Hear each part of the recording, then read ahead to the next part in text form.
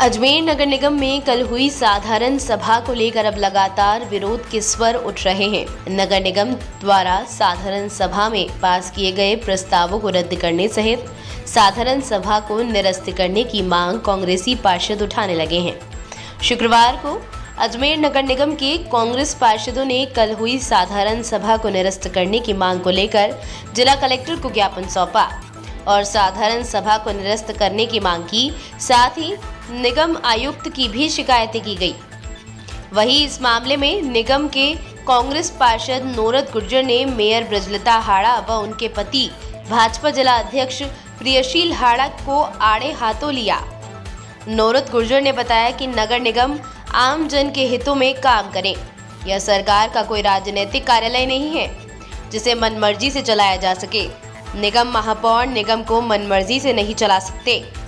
कल भी कांग्रेस के 2-3 प्रस्तावों पर चर्चा होनी थी, लेकिन नहीं की और सभी प्रस्ताव पास कर दिए गए। जबकि सभा में वार्ड शहर के विकास पर चर्चा होनी चाहिए, लेकिन नहीं की और यह मनमानी कर रहे हैं। यह खेल नहीं चलेगा। गुर्जर ने कहा कि 3 दिन में जीसी निरस्त करें।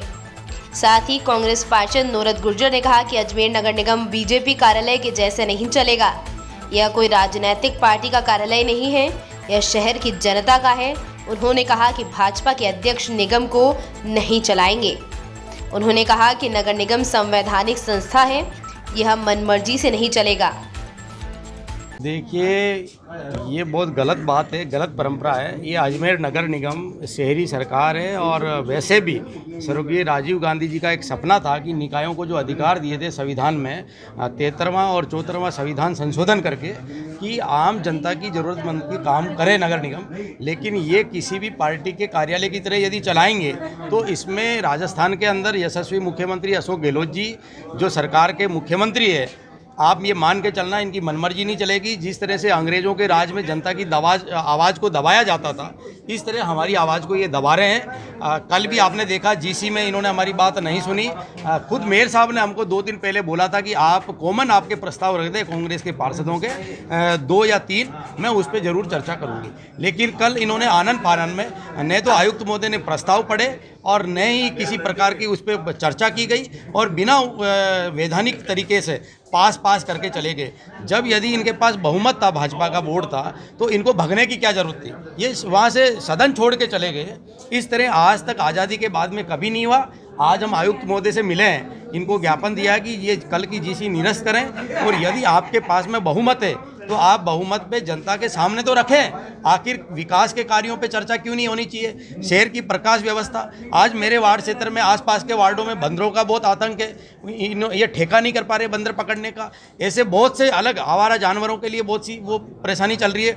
शहर की जो मूलभूत सुविधाएँ और जो समस्याएं हैं उनके बारे में चर्चा तक नहीं की गई और शहर की मेन समस्याओं के बारे में ये चर्चा इसलिए नहीं करना चाहते कि ये मनमानी कर रहे हैं और इनकी मिला भक्ति और ये जो आपस में खेल चल रहा है ना, ये किसी सूरत में नहीं चलेगा। 3 दिन का हमने आयुक्त महोदय को समय दिया है, या तो 3 दिन में हमारी बात का ये जवाब देंगे, इस जीसी को निरस्त करेंगे, अन्यथा ईंट से ईंट बजा देंगे, चुप नहीं बैठेंगे। अजमेर की जनता को लेकर के या इस नगर निगम के अंदर आएंगे और राजस्थान की सरकार में भी ये बात रखेंगे। मैं आपको विश्वास दिलाता हूँ और हमें उम्मीद है कि राजस्थान के मुख्यमंत्री जी और हमारी सरकार के मंत्री इनकी जो मनमानी है उस पर लगाम लगाएंगे। इनकी तानाशाही और जो असंवैधानिक तरीका है, जो लोकतंत्र में जिस तरह से हमारी आवाज़ को दबा रहे हैं, वो ऐसे नहीं चलेगा।